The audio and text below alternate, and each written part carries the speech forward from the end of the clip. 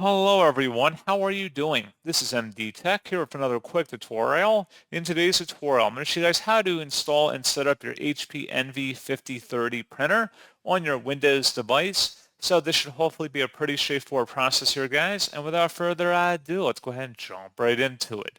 So all you have to do is open up a web browser, and into Google search, you want to search for HP Envy 5030 printer drivers and search for that. Best result should be an HP support page that says HP Envy 5030 all-in-one printer software and drivers. Go ahead and open that up. And now they're on this page. You want to scroll down and expand under software utility. Should be an HP Envy 5000 all-in-one print and scan driver and accessories. Select download. And then once it's downloaded to your computer, you want to go ahead and open up that file and just give it a moment to extract.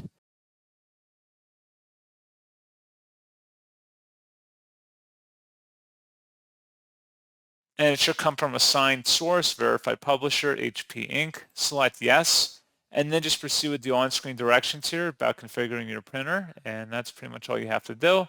Set it up based on your preferred configuration, whether it's a wireless or wired-based connection to your device, and that's pretty much it.